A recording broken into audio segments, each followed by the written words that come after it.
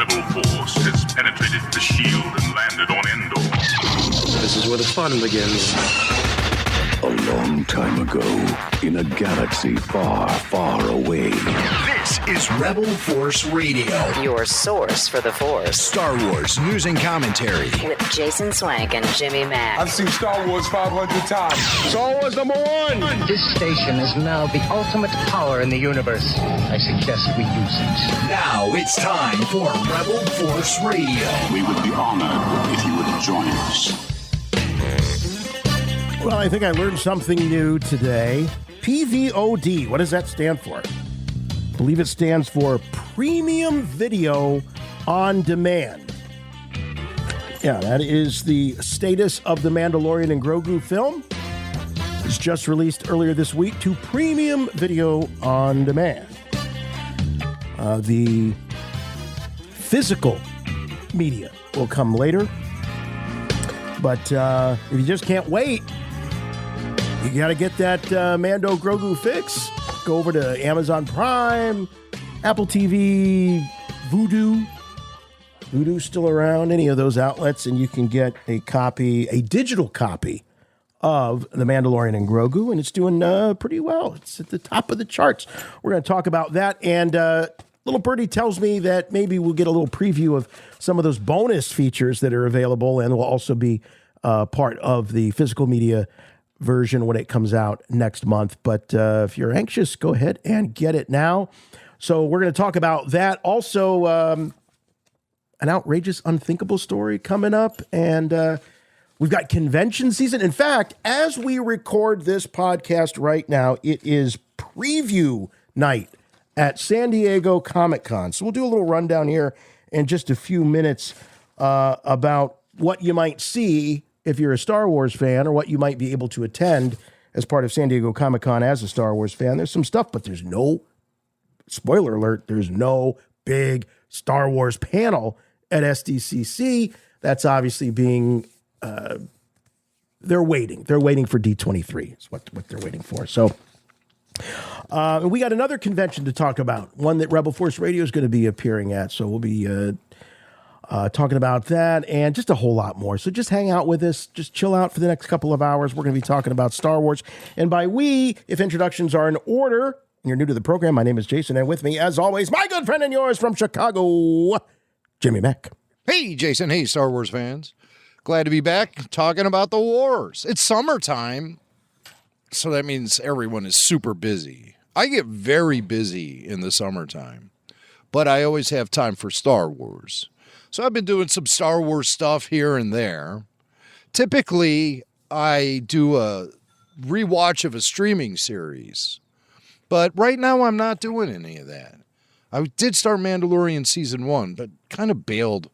Maybe because I've seen that season so many times. I'm looking for something maybe a little more fresh. I think we even did commentaries for that, for Season 1. Commentary tracks, which is a lot of fun. We should do that sometime. Again. Definitely. Yeah. You know, I might rewatch it and listen to us.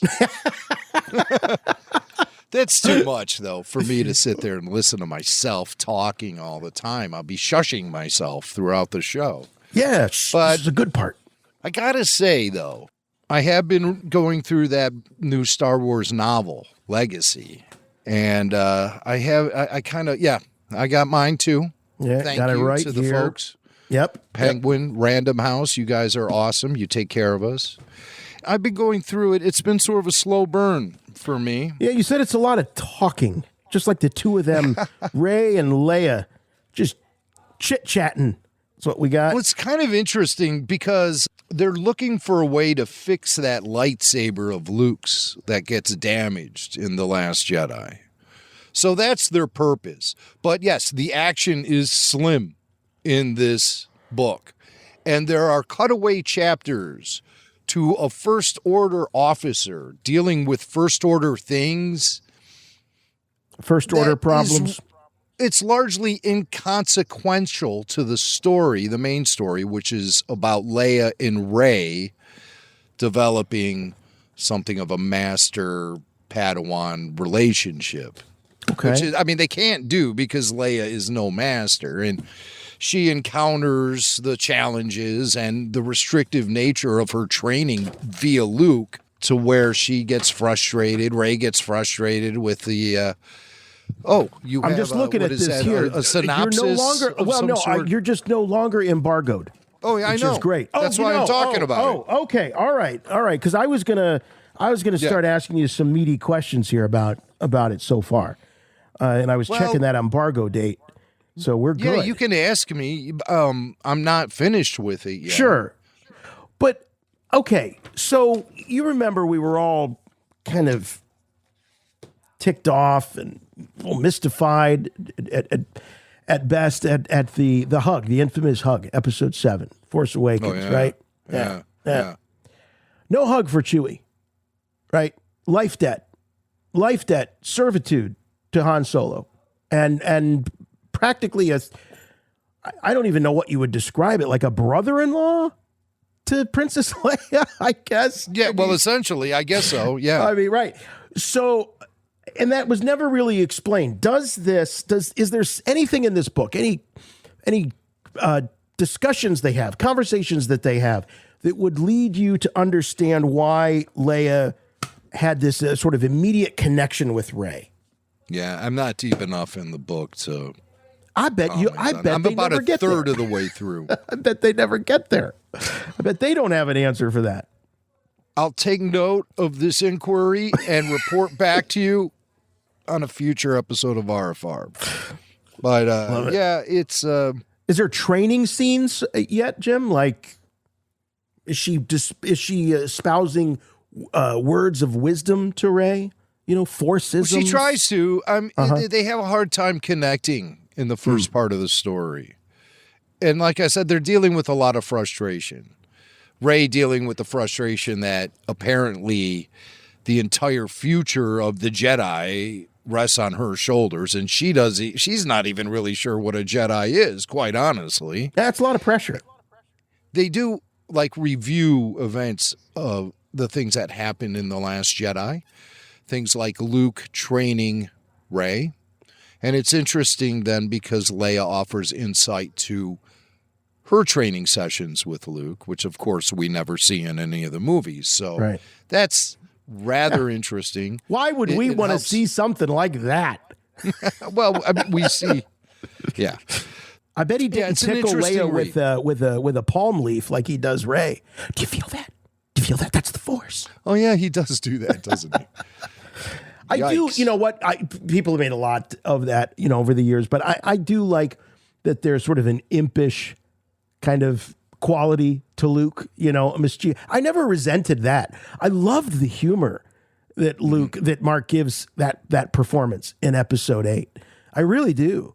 It's just that, there's nothing beyond it. That's the problem. That you want to get to the meat, the heart of the Jedi Master, and we never quite see it until it's too late. It's a lot of just impish goofing around, which is very reminiscent of Yoda, of course, and even Obi-Wan, old Ben to a degree. It's all too late now. Everything's too late. It's all too late. But That's so dark. Books are That's so dark and sad there for a second. It felt dark. It just felt like a deep, dark moment. But it's an interesting book, so I'm going to keep going through it. But I might skip over these first order chapters. And also, I have been listening to the audiobook. And at times, I am really impressed by the way that the narrator is presenting the story. And at other times... Is it a male reading it? No, it's I forget her name, so... Oh, good, it's a female. Because if it's she does a good job. Deal with female characters, I want a female narrator.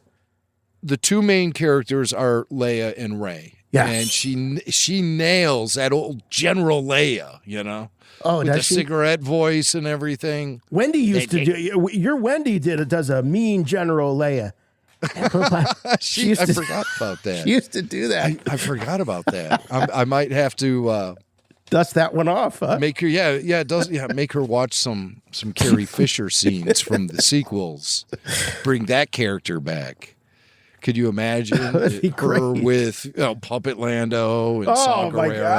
God! Oh, we need a General Lando puppet for when. Can you imagine? Can you imagine? Then I'm flying Wendy out to Rancho Obi-Wan so she could do a puppet show underneath To a crawl table. under a table, yeah.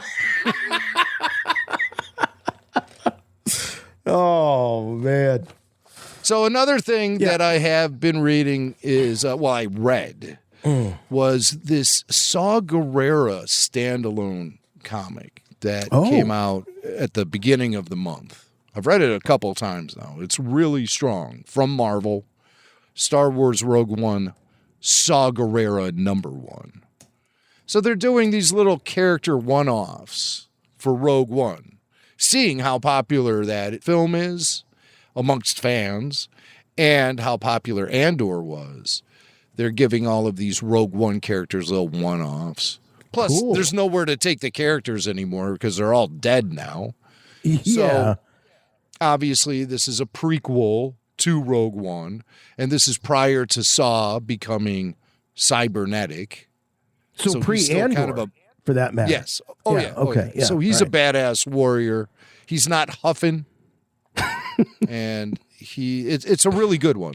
So if you're someone who doesn't want to commit to long story arcs, months and months of reading a comic book to get a full story, this is a one-shot about a character you probably like a lot. So I would recommend it. It's really good. Cool. It's the best one out of these character standalones that they've released so far. They've done Cassian and Jin. Oh, okay. Cassian, Jin, and now Saw. Are there more? Are we going to get like Baze? Are we going to get Donnie Yen's character? Gosh, why did his name fly out of my head? I remember Donnie Yen before I remembered his character. I only care about Melshi. The cult of Melshi. Yeah. Yeah, I don't know what the future is for this particular line or how many stories they could actually milk out of these characters. But this is a 10th anniversary one-shot thing. And yes, Chirrut and Baze will have an issue. So will Darth Vader.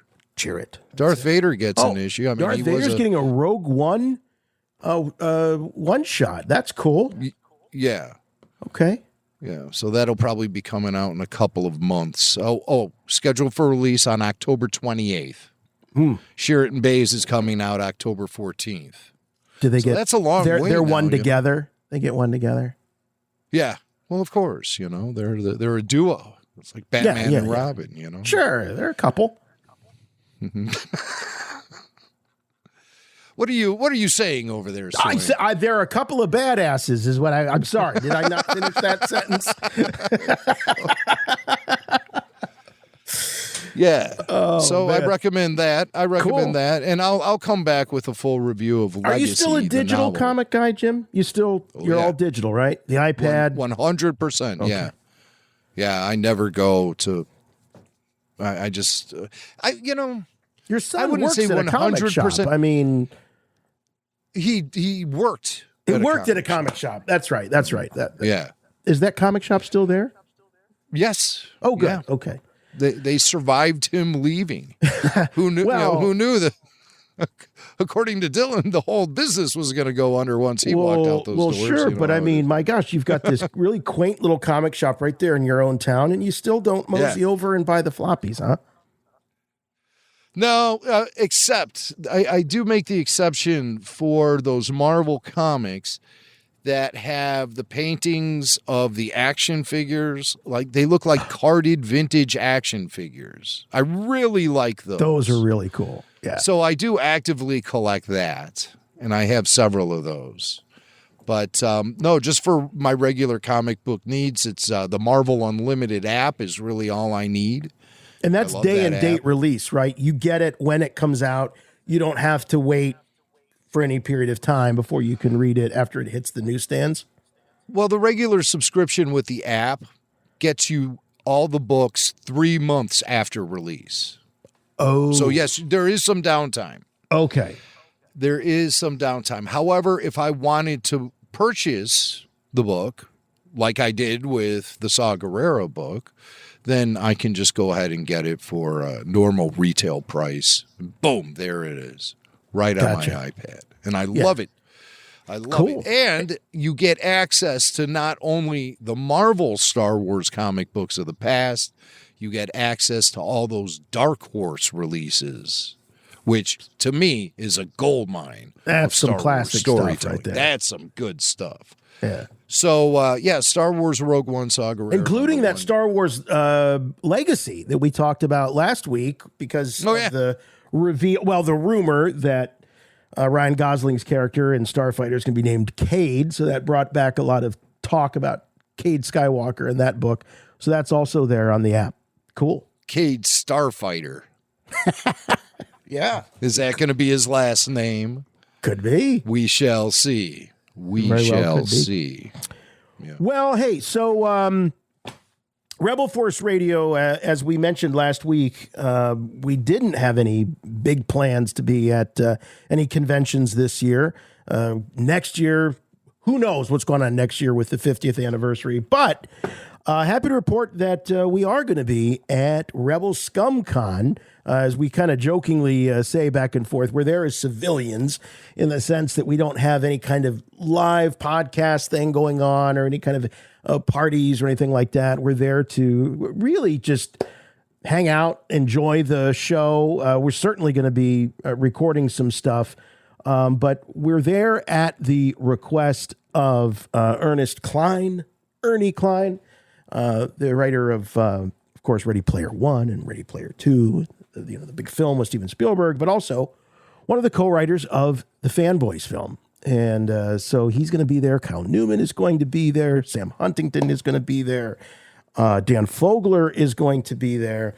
And it's just going to have this big Fanboys reunion as part of Rebel Scum Con. And Ernie reached out to us and, was so kind and said, hey, you know what? You guys did a lot for the movie when it was coming out and supporting us through the whole Darth Weinstein thing and all of that. So we just can't imagine not having you guys out here for this. And so I did twist Jim's arm just a little bit on this one. Normally he's twisting my arm to travel, but I twisted his arm just a little bit. And anyway, we're going to be there. It's going to be a lot of fun. Rebel Scum Con, August 7th through the 9th in Frisco, Texas. Right outside the Dallas, Dallas-Fort Worth area. It's going to be great. Great roster. Oh my gosh. Star Wars celebrities. And if you want to order autographs, you can. Oh, you can order. The cutoff autographs has ended. Everest Autographs are the guys who are bringing all of those celebrities to Dallas, and they're in charge of the whole shebang. So that's our buddy Chris Wyman. What a great guy he is. We go way back with Chris. Yeah. Yes, indeedy. And we used to call him Jeff Gordon back in the day. Remember that? He was Jeff Gordon? Yeah, because he would always wear the 24 Jeff Gordon apparel. Always. He was Jeff Gordon, number 24. And now he is Everest Autographs, and he's running the autograph hall at Rebel Scum Con. So be sure to say hi to Chris if you see him there.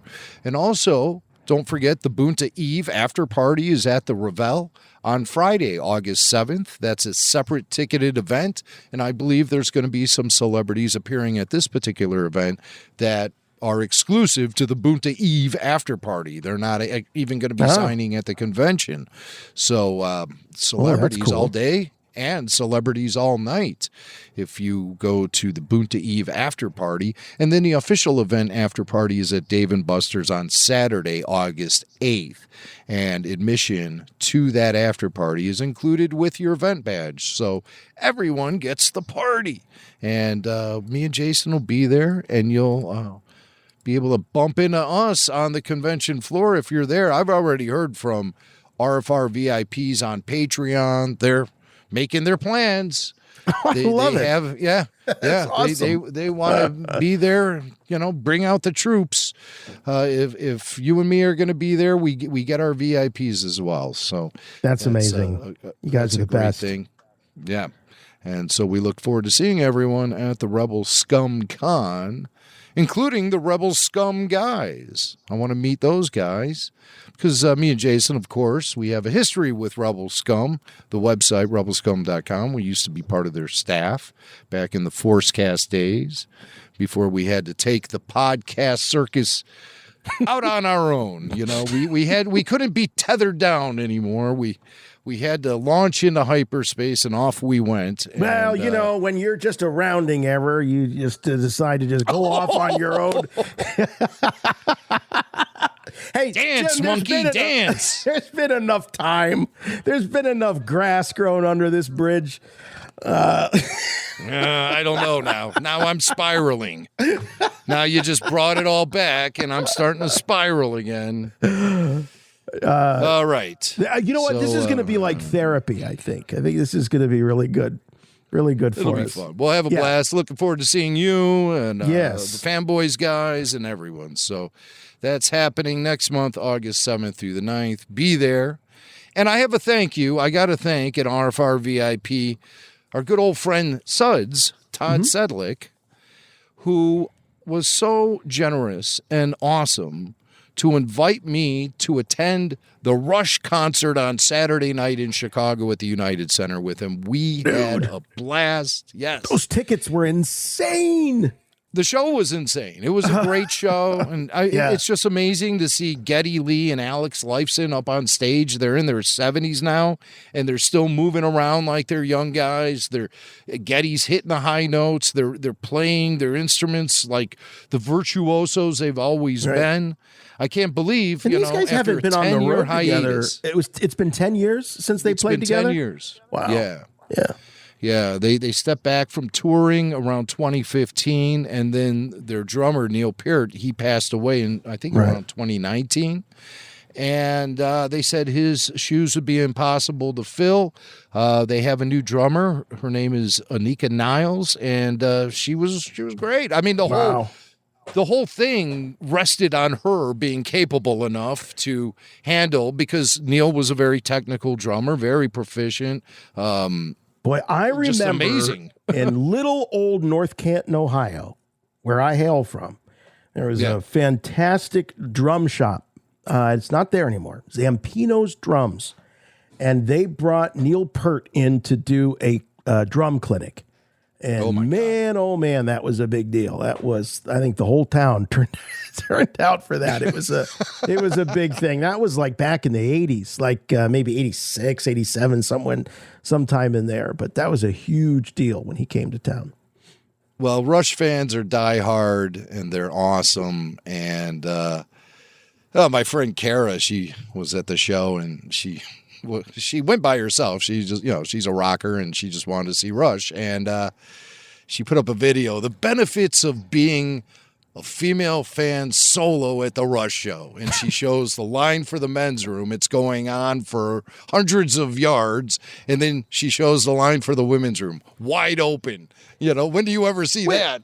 I'm certainly no Rush aficionado. I recognize Rush. I know it when I hear it and all of that. But what is it about, what are they, like the Three Stooges? What is it that repels female listeners? Listen. They don't repel anyone. I know a lot of women who like Rush, and I saw plenty of them rocking their asses off at the shows. I think it's just a stereotype joke kind of thing that may have originated on an episode of Family Guy or something like that.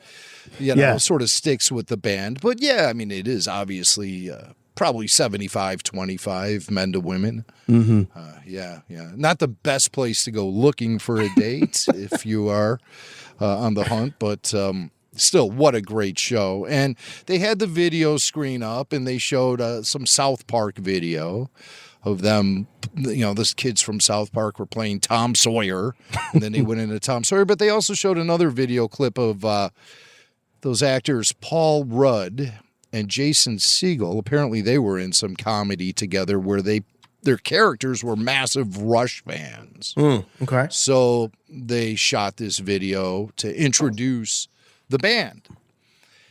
And I was thinking to myself, as long as we're talking about the big fanboys reunion at Rebel Scum Con next month, I always think about Hutch first and foremost. Oh, yeah. When it comes to Rush fandom. And this scene in particular, which I think Rush should incorporate into their tour. What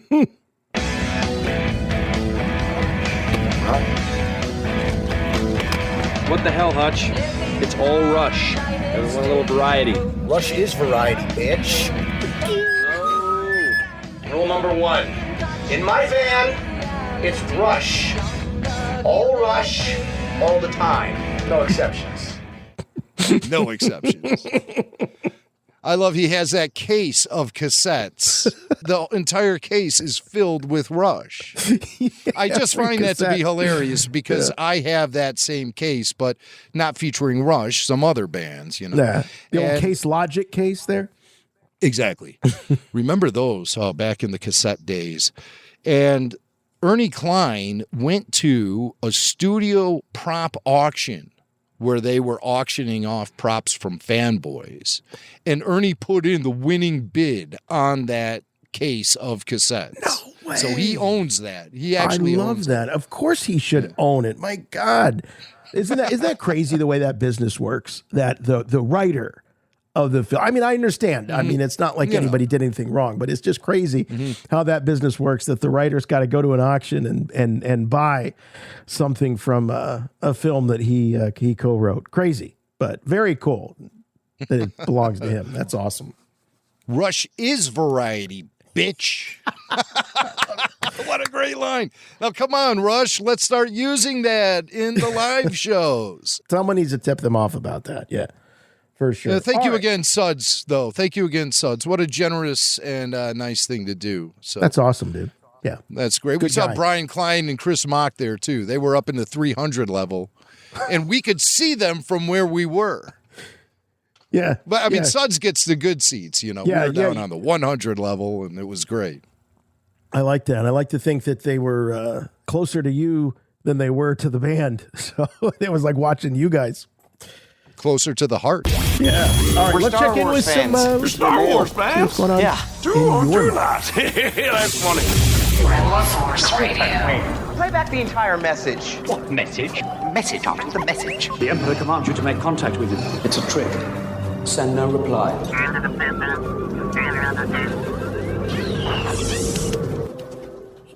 Hey, Jason. Hey, Jimmy. This is Trey. I'm from Louisville, Kentucky. Kind of a weird time of the year where we're kind of not too involved with Star Wars, I guess, and just reminiscing on some old things, old shows.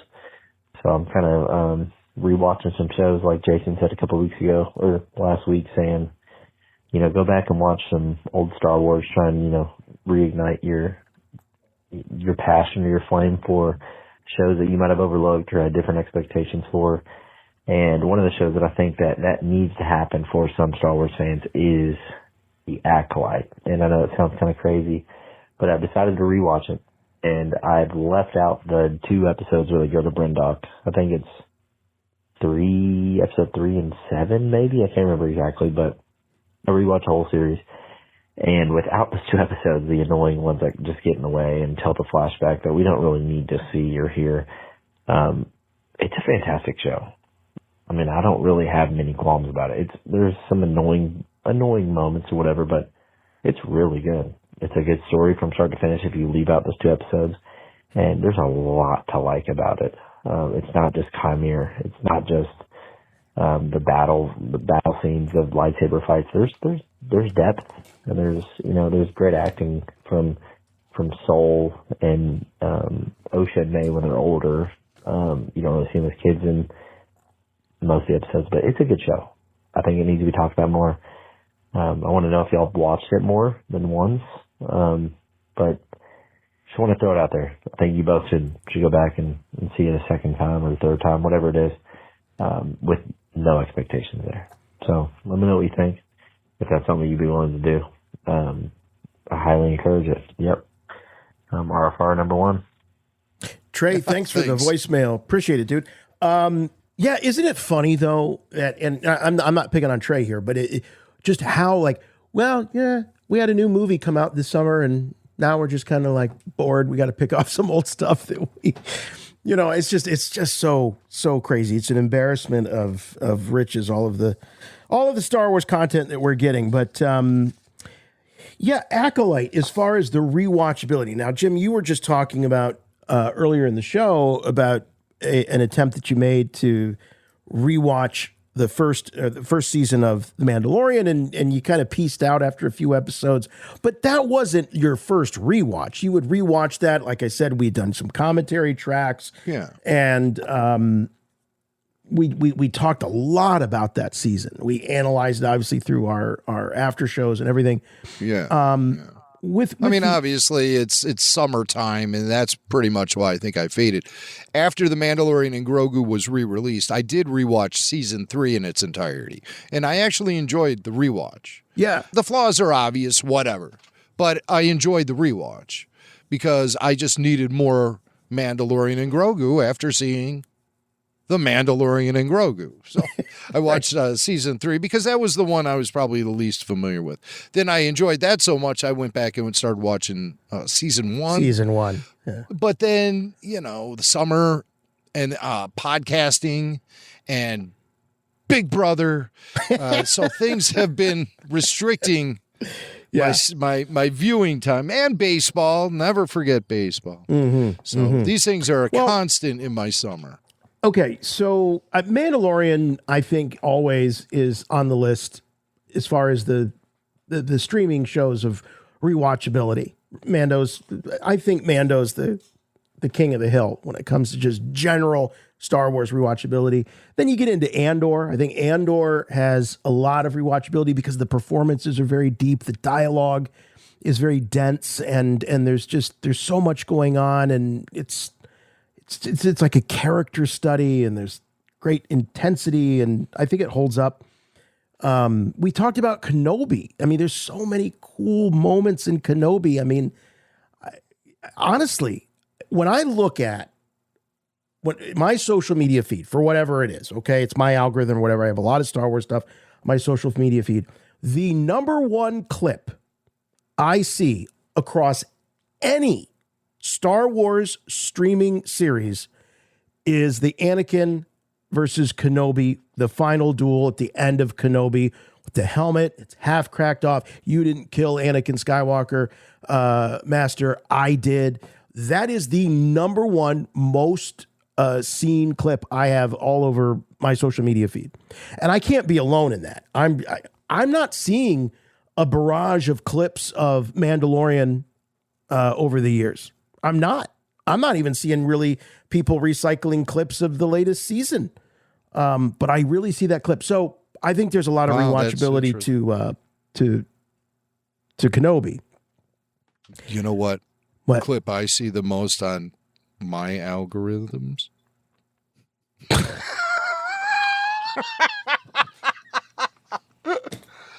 Do you want to know? Oh, God. Do I? It's Kitster. Oh. Just the best of Kitster. You're never going to get that thing to fly. This is so wizard, Annie. all the hits. All the hits. Dude, I'm not kidding you, though. I see that Anakin Kenobi clip constantly online. It shows up a lot. Now, obviously, it is so stitched into the fabric of the story of the classic films. I get why. But anyway, this is what leads us to Acolyte. The rewatchability of Acolyte, the relevance of Acolyte. Like, why would you rewatch it? Is it just to experience the show for what it was, or is it because this thing could show up, or these characters might show up in other places? I think that's very unlikely. So when you look at the quality of the show with its potential ramifications in the future of the saga, where does Acolyte fall for you on the rewatchability list? That's a hard one. I need more time. Oh. The Acolyte did a real number on Star Wars in general. So, and it's not going anywhere. It was very publicly canceled. Sure was. And the High Republic era is toast. So it seems like fans were asked to spend a lot of time and effort and devotion to these High Republic stories that ultimately didn't go anywhere. And The Acolyte, despite the coolness of certain moments and the inclusion of characters like Darth Plagueis in the final episode, like that glimpse of Yoda we got in the final episode, that's like dangling car keys in front of a baby. Because that's what got people excited about a future for the show. Were people excited to see what the future is going to be like for Osha and May and the Green Lady? And no, I don't think they were. Now, I do want to say something about a comment Trey made when he said that the girls, Osha and May, I mean, it's the same actress, right? That the acting was good. I don't know what to say about that because the performance Amanda Stenberg turned in was brutal. It was awful. She was emotionless.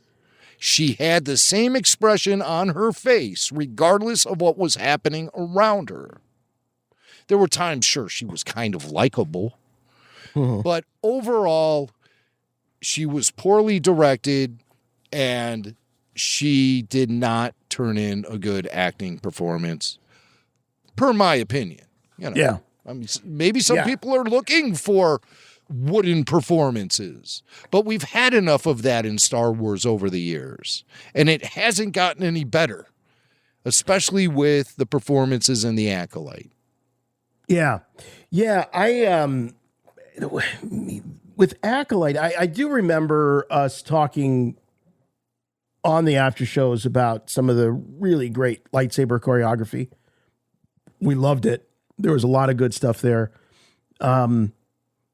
At the end of the day, though, when I think back on The Acolyte, the things that flash into my mind, it just felt very fan film to me. It just homegrown fan film. Despite the obscene amount of money that was spent on the show, it just doesn't come across on screen. And there are moments and there's certain ideas and things that, are okay. They're fine, but they don't pay off. Chimere didn't pay off. It was also all over the place tonally.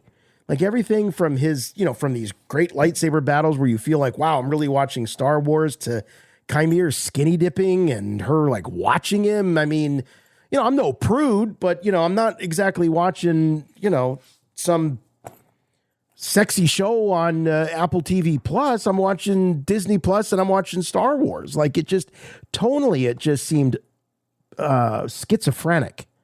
Like they didn't quite know what they were trying to make. But one of the things that we mentioned, Jim, on the after shows a lot was that there were bones of a pretty cool story there. It was just executed really poorly, but there was a structure of a story that could have probably been told much better. But that's what kept us, in addition just our responsibility here on Rebel Force Radio, but I mean, that's what kept us kind of motivated, I think, from episode to episode and doing the after shows, was that there was a story that we were interested in finding out what the truth is, what the mystery is.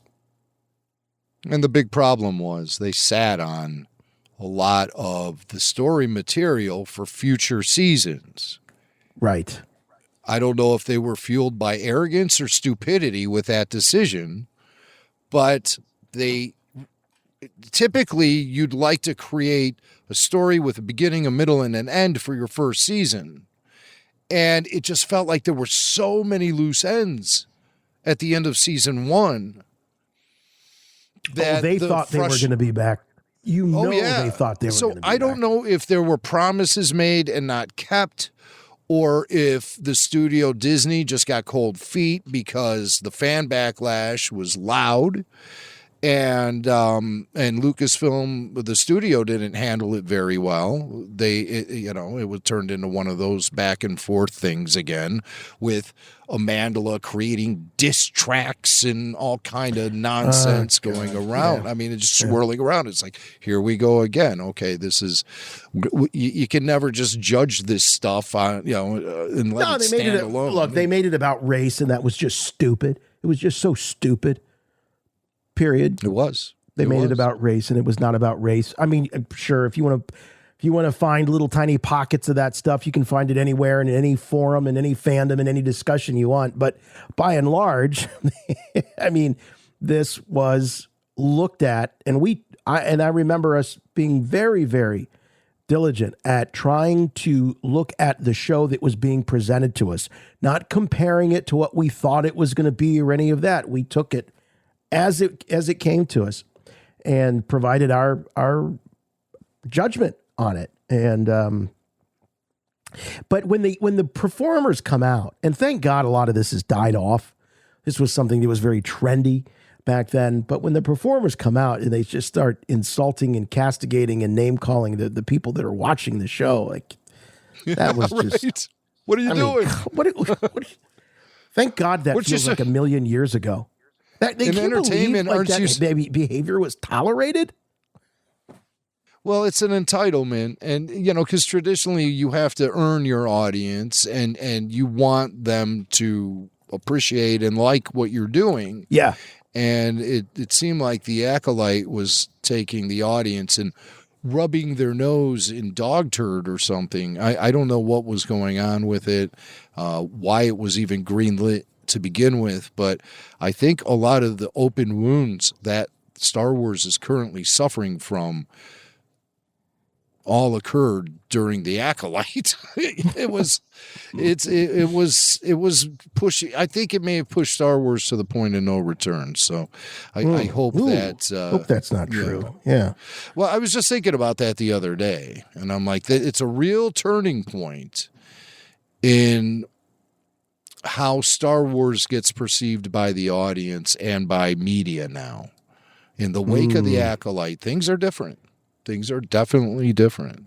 Do you think if you could go back in time and just make that show vanish, like it never happened, and nothing came in alternatively to fill that void, it just never happened, do you think the trajectory of the franchise all the way up into Mandalorian and Grogu would have been different? Perhaps. I mean, it's so hard to answer a question like that. That's a real what if. So you would have gone from Andor season 1 into Skeleton Crew into Skeleton Crew. Is that right? Is it or it would have gone Andor season 1 into Ahsoka season 1 into skip the Acolyte, go to Skeleton Crew, and then Andor season 2. Right. And we're skipping over animated shows, so this is just live action stuff we're talking about here. So, yeah, I have Acolyte fatigue. Ahsoka didn't do it any favors either. Honestly, Ahsoka did not do the franchise any favors in terms of perception. Ahsoka was rather flat, and I'm expecting a lot from season 2.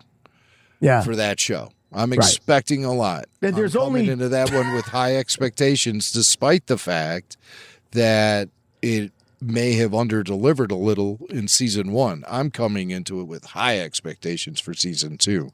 This is going to be the first thing that Dave Filoni is releasing as head of Lucasfilm. This is his baby, This is his baby. The Mandalorian and Grogu, that's a Kathleen Kennedy thing. Sure, Filoni has a lot to do with it, but Ahsoka, that's his baby. So I want to see what this guy can do, and I want to see him deliver and stop treating Star Wars like it's the live action is animation and all of that. I think we need a direct separation, and I want to see the mythology continue to grow and a focus on a certain time period that builds upon itself like a franchise is supposed to do. someone on our YouTube channel made the comment that Star Wars isn't a story anymore. It's a setting. It's a location. And that's so true. And that's the result of the identity crisis the franchise has been suffering from. Star Wars for the is last a location, not a story. Yeah. Wow. Right. I mean, when you think about it, it's true. It's not building momentum. It's not building upon itself. Everything is one and done. Right. Andor, of course, was designed to be 2 seasons. Ahsoka was designed to be 2 seasons. But Skeleton Crew, it's all over the place. Andor happens in the period of time prior to Rogue One and the original trilogy. And then you jump to Skeleton Crew, which is Mandoverse. Then you jump to Ahsoka, which is Mandoverse. And then you jump to Acolyte, which is High Republic. Then you jump back to Andor, which is prior to the events of the original trilogy. Then you jump to The Mandalorian and Grogu, which is after the original trilogy Mandoverse. Oh, my goodness. So Whiplash. Yeah, for sure. Yeah, Whiplash. Well, hopefully they can straighten it out. We'll be here, as always, your fellow travelers, as well as your guides to all of this as it unfolds over the coming years. And we've got some really interesting things coming up in news. But before we get to that, let's check in with Rebel Force Radio over on the Patreon. There's always something new and exciting happening on Patreon. We've got this incredible roster of VIPs hosting shows with Jimmy Mack. There's always incredible topics, these deep dives that go on. So I'm always interested in hearing about what's the latest. Well, the latest at patreon.com/Rebel Force Radio this week include RFR RPG number 34, Shooting Pirates and Shooting the S. That's what we're doing as the adventures of Podcastus and Grando the Grand continue. You know, when gamers get together around the gaming table, sometimes the RPG is really sort of secondary in terms of priorities for the evening. And this was kind of one of those nights. As we're trying to continue this story about Pod and Grando trying to find Grando's parents and this cyber tech expert we're supposed to deliver to the wheel. And we have encountered pirates on board a starship called the Dong. Did I mention Baby Belushi is part of these gaming sessions? I don't think you have to now that we have the Dong starship. I think people just assume. So the pirates are converging on us. We're hiding out in a hangar, but we're just standing around shooting the you-know-what. And we talk about things like Rhodians who are different colored, and does that present prejudice within Rhodians? We mix in a lot of Goodfellas talk, which I think you would enjoy. Big Brother gets talked about, energy drinks, Blues Brothers, action figures, all kind of things. And we do get around to playing a little RPG as well. So that's a lot of fun. RFR RPG number 34. Check it out. Full show video also available. You can listen to the podcast via audio podcast or watch the podcast if you are an all-access supporter. Also this week, we have RFR Q&A number 305, the best and worst of vintage Marvel Star Wars. We're talking about the classics, myself and Eric from Phoenix, VIP of the highest extreme. Eric from Phoenix, who joins us with a rundown of his top 5 best and worst stories and cover art from the original Marvel Star Wars run from the 70s and 80s. So, ranging from compelling to campy and featuring artwork that was either film accurate or wildly different interpretations of characters and starships, we break it all down. Those old comics, man, they're a lot of fun. And there's some classics in there, and there's some real dogs as well. I just love that a lot of those have been immortalized in plastic with those comic 2-packs they did back in the day when Hasbro was really just balls out, releasing all kinds of exciting things. all the weird like color schemes on the characters and everything. They did it all. It was very cool. They still have yet to release Jackson as a 3 3/4 inch action figure, nor have they released him as a comic book accurate action figure. They give him this sort of realistic look, which I don't need. I want to see cartoony, comic book, campy Jackson, the Bugs Bunny of Star Wars. I want to see him in action. So that's RFR on Patreon, patreon.com/Rebel Force Radio. We have all of those exclusive bonus podcasts. We even have a Big Brother podcast. Yep, we were able to fart out another episode of that show. Boy, oh boy, the backstabbing, the lying, the emotional manipulation. And that's just me and Joe Dallas pre-show. Yeah, and it's all beginning to take its toll as the first house guest got evicted and 3 more nominations were named. And Angela is secretly controlling everything behind the scenes in a very Machiavellian kind of way. We know she's Jimmy a real loves psycho. Jimmy loves his stories. Jimmy and Joe sitting around watching their stories. Good Lord. Good Lord. So, yeah, that's Big Brother number 2. RFR in the house, the Big Brother after show. So you can listen to that too if you'd like. We have full show video, ad-free early bird releases of the weekly RFR, and access to a great audience of Star Wars friends and fans and experts and super fans. You could find them all at RFR on Patreon. It's just great to see like legitimate friendships blossom among anybody in the RFR audience, and Rebel Force Radio on Patreon is a place where you really see that happen a lot. So I always am very encouraged by seeing the friendships that have developed there at RFR on Patreon. So patreon.com/Rebel Force Radio. Join us. Become a member. You can even join for free if you're not sure at first. But to get access to all the good stuff, you have to be a supporter of certain tiers. So pick the tier that's right for you. And boom, $2 and you're listening. So, of course, the higher the tier, the more you get in return. That's Rebel Force Radio on Patreon. Patreon.com/Rebel Force Radio. I have good news for you, my lord. That's good news. Come closer, I have good news. Oh, yeah, we got news. We got news. We got some Starfighter news. How about that to kick things off here? And a new interview highlight from screenwriter Jonathan Tropper. Jonathan, who's pretty prolific these days. He's got Lucky on Apple TV Plus. He's got Friends and Neighbors on Apple TV Plus.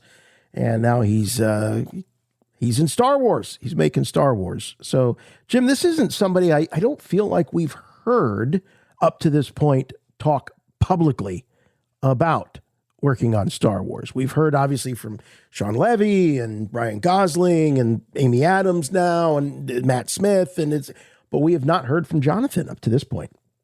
No, you're right about that. At least not on a microphone. Right. And here he is he's on the Binge-Worthy podcast while promoting his show Lucky for Apple TV. And in this clip, Jonathan talks about the goals he and Sean Levy had for Starfighter when they were developing the story. The goal from the beginning when Sean and I first started talking about it was to create the feeling in theaters that we had as kids seeing Star Wars way back in 77, which was that sense of a swashbuckling adventure into new worlds. And, for us, that was really important. There were no barriers to entry. You don't have to have seen other Star Wars movies to step into this one. And the idea was just to create that feeling of wish fulfillment and adventure that we felt as kids seeing the first one for the first time. Yeah. So have you seen any of it yet? Have you seen it like early cuts? I've seen all of it. Do you feel successful? I do. I think Sean has done an incredible job. I think Gosling's incredible. It's gonna be a really long wait till this comes out because I'm dying for people to see it. All right. Well, the writer, obviously, so he's got a lot of skin in the game. But yeah, I like this idea, Jim. When I hear this, it just reminds me of it's been so many years that have passed. We can say this, but our buddy Paul Bateman happened to be at a effects house, or knew people, I believe, at the effects house. It was one of the effects houses that was working on episode 7. And JJ told them that he wanted the audience to feel that they had just removed a VHS tape out of the VCR of Return of the Jedi and put in a VHS tape of The Force Awakens. He wanted that kind of continuity. Very bold. And we can, of course, argue till the cows come home about whether or not he was successful. But this idea that they want to, just like JJ, they want to bring it back. They want to make you feel the feels that you did in 1977. But what makes this quote a little bit different, and it's different from the mountain that JJ had to climb, is there's been so much Star Wars, live action, animation, etc., since the Disney acquisition and since The Force Awakens, that they have to deal with this other thing. Not only do we need to make you feel what Star Wars should make you feel, but we have to lower those barriers of entry. We have to make it inviting to people who this is their first bite at the apple of the big galaxy far, far away.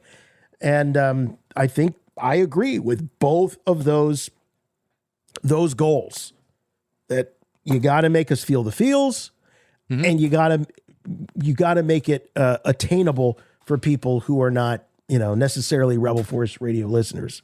God help them. Well, we certainly do need a Star Wars where the audience feels emotionally invested. And also, I think we need to have a Star Wars where once it ends, we're really excited for the future. Because that's something we always had as fans, was excitement for the future. And I don't mean like the after credit sequence that teases the next movie. It's nothing that specific, just the knowledge that there's potential for more stories and there is positivity about receiving new stories. Sometimes the franchise entertainment almost feels like a job. You got to see this one, then you got to see that one, then you got to see this one. It's more or less the thing we felt in 1977 after leaving the theater, after seeing Star Wars, was just the knowledge that there are going to be more stories with these characters, and we are fully invested in whatever they're going to do next. Was that something, going back to summer of 77, was that something that you were thinking about as you were leaving the theater? And was that because you would, by that time, it was a bona fide success and there was chatter? Or was this just because you assumed this was so good and you enjoyed it so much, there has to be more to it? Well, you just felt like you were witnessing the genesis of a whole new era of storytelling, and it was going to be in the Star Wars universe. You were seeing a genre being created right in front of you, and it was, you knew that it was setting the groundwork for the future. My mom always says when I came home from seeing Star Wars the first time, she asked me how it was. And I said, Mom, this thing is going to be big. This is going to be big for a long time. And I was right. Here it is 50 years later. And we're still talking Star Wars. Wow. And feeling just as passionate. But we do need that. We need that. They use wish fulfillment an awful lot. I've heard Sean Levy say the same thing. So he and Tropper, they're on board with how to tell a story, and also they're consistent with what they're saying to the media.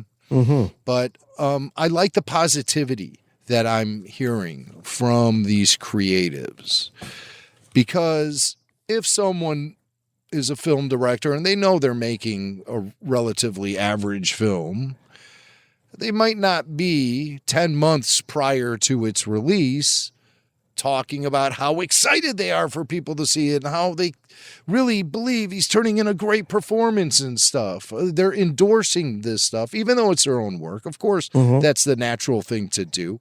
But I don't think these guys are just like being rah-rah cheerleader when they talk about this film. I think they have a confidence knowing that they've created something special.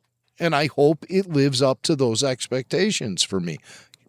I want something special. I want something that completely sucks me in as a viewer and where something I have an emotional connection to. I don't know if all those elements were present in The Mandalorian and Grogu this summer, where I think people had fun with that movie, but did they have that emotional level of connection with what was going on screen? I don't know. Yeah, something that has happened to me, and obviously we've been 20 years, into this as podcasters about Star Wars. And and this is going to sound, I don't know how this is going to sound. I mean it in the best possible way. But when I'm enjoying Star Wars the most, new content, new stuff, I am not thinking at all about how I intend to talk about it on the show or anything related to the show. That is when I know that I'm in the zone, that I am in the groove. And there was, we talked about some of the highlights in the various live action shows, and we talked about the Kenobi Vader duel at the end of that show, and that was one of those. I'll be honest, there were some things, there were some cool moments in the Maul animated series that I was just enjoying as a fan. I wasn't thinking about it as a podcaster, and those moments are few and far between, and they're really special, and I really appreciate them when they happen. It's not that I'm not looking forward to coming on the show and talking about them, but it's for that moment, I'm just a fan again. And if Starfighter can make me feel that way throughout that film, then man, yeah, it's gonna be great. And then I get to come on the show and talk to you and all that. That's the bonus. But I want to just feel like a fan. I never think about the podcast when I'm watching Star Wars either. I really don't. Really? Oh, it gets in my head a lot. Does it? It does.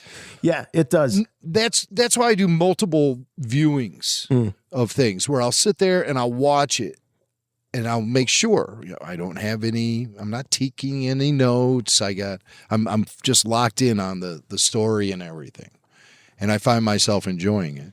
And then the second viewing, that's for the show. I'm taking notes and I'm stopping, I'm rewinding. I think that probably comes from a lot of years of you as a producer, because, when you worked on the kinds of shows that you worked on in radio, if everything that was potentially show content you viewed through that lens, that's all you would ever, that would be the only way you would experience life back then. Everything was potentially show content. So you had to be able to at least get through the first pass of everything without thinking about the show.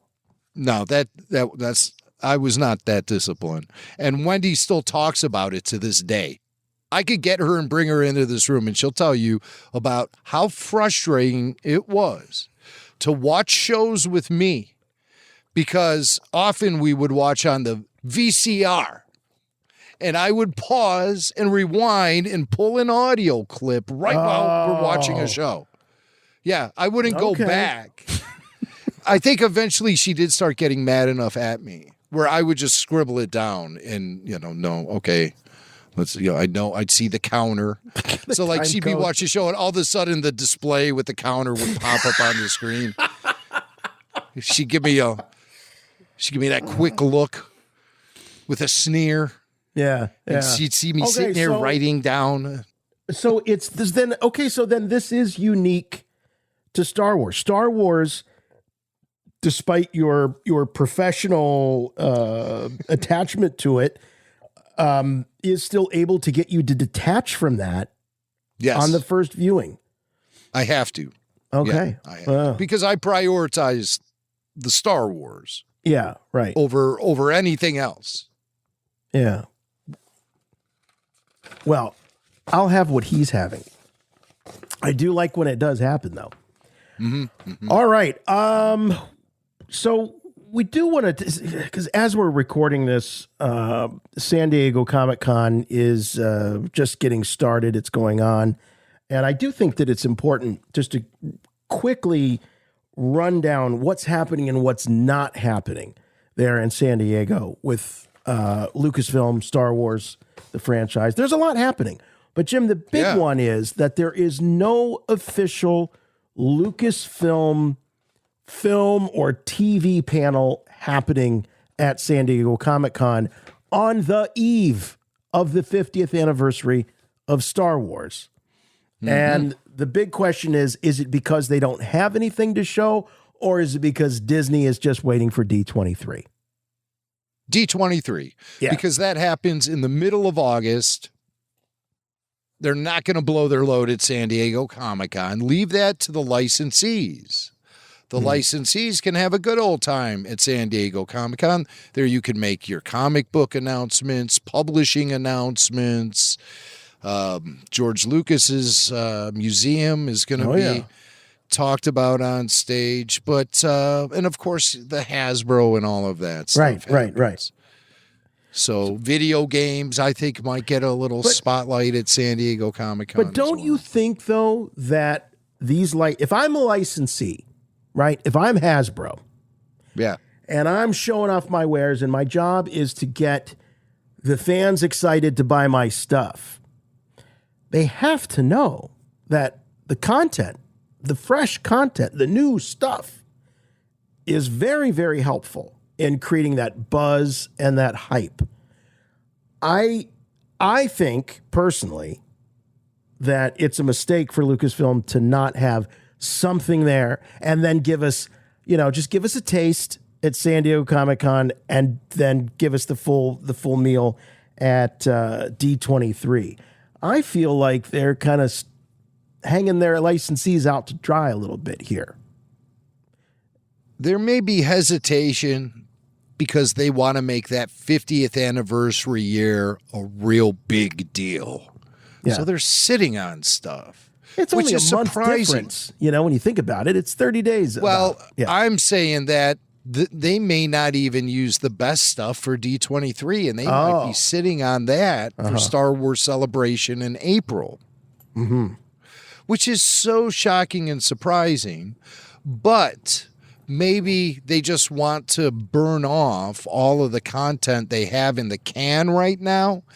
Things like Star Wars Visions, Ahsoka Season 2, and get that stuff out there before they then announce what the next era for Star Wars is going to be. And they'll do that at Star Wars Celebration. The focus between now and then will be on things like the anime, the comic books, the novels, the action figures, the video games, whatever else. Then Ahsoka Season 2 will be released in the first part of next year. I'm predicting early spring, late winter, early spring. And that will be it. They will have exhausted everything that was in production under the old regime. And now the new era for Star Wars will be beginning officially on its 50th year with Dave Filoni at the helm. And they're going to announce the next trilogy at Star Wars Celebration. They're going to sit on it all the way till April because they just want to exhaust what they already have in the pipeline. And you think they want to go all the way till April? Well, it surprises me because the regime change happened earlier this year. Yeah. And typically when you have new leadership come in, they want to establish themselves right away and start announcing things and making changes, maybe even changing things that don't need to be changed. You know how new management is. We all deal with it in our day jobs or wherever you're at. You get a new boss, things inevitably will change. And usually those bosses are very eager to make their mark. So it is with incredible restraint that the Filoni regime has been holding back revealing what its plans are going to be.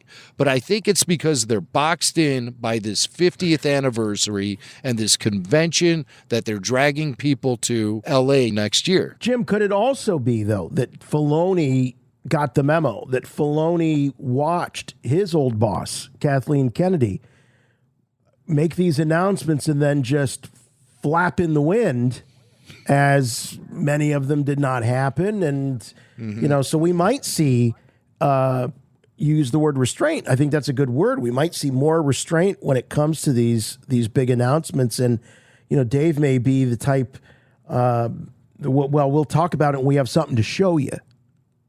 Yeah. But real quick here, the schedule, Jim, you alluded to it earlier. You've got the Lucas inside the Lucas Museum of Narrative Art. Now, last year at SDCC, the maker himself was at that panel, and that's when we got these great quotes of him going off about what art is and all that. This year, it's he's not there. Kiki Palmer, Seth Green, Matt Senreich, Jim Lee, Ryan Linkov.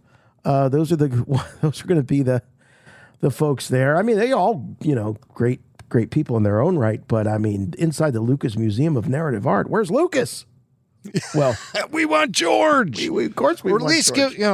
get Melody up there for crying out loud. What's she doing? Good to see that our pal Ashley Eckstein still doing the Her Universe thing, and there's a Her Universe fashion show. This is, by the way, all the stuff happening on Thursday. Then there's the this one was really interesting. I don't know if this is official or what this is, but the Halcyon Days, DAZE, Final Voyages of the Galactic Star Cruiser. So a panel sort of chronicling, I guess, the beginning and the end of that exhibit. I know what this is. It's a fan-made documentary about the Star Wars Hotel. Got it. Yeah. Okay. All right. Yeah. So fan-made the Disney company, they don't want to touch the memories of this hotel with a 10-foot lightsaber, Right. They don't want to have anything. They want that to rest in the past. But the fans, no. They won't let it die. They're going to do a documentary about the hotel. So apparently it has a little bit of momentum. This Halcyon Days could be an interesting watch. Could be. It's if they're truthful. I hope this isn't. No, just it's a sentimental thing. Oh, it's more of a whitewash sentimental thing from what I've been able to gather. Yeah. Okay. But I haven't seen any story. Footage. Yeah. I want to see boardroom, fights and all kinds of stuff. No, this is about a group of adult fans who went there and got their rocks off for 40 hours or whatever, and they made a documentary about it. That's basically it. All right. It's not like WWE Unreal on Netflix. That's what I want. I want to see these. No, nothing compelling like that. Okay. And then on Friday, we got Lucasfilm Publishing, Stories from a Galaxy Far, Far Away. Ahmed Best is going to be there in tow with Kristen Baver. And so I'm sure they'll be laying out some big plans for Lucasfilm Publishing. There could be, maybe there could be talk of a novelization of Starfighter. We didn't see we didn't get a novelization of Mandalorian and Grogu. So first. Yeah, it is a first. You're right. First time a Star Wars feature film did not have a novelization. Even Solo had a novel. Dude, the Clone Wars movie, if I'm remembering correctly, had a novelization. Yeah. I just hate when the novelization is a beat-for-beat retelling of the movie. It offers no insight into the characters or what's going on in their heads or add any expanded scenes or extra scenes, things like that. Those are the hallmarks of a great Star Wars novelization.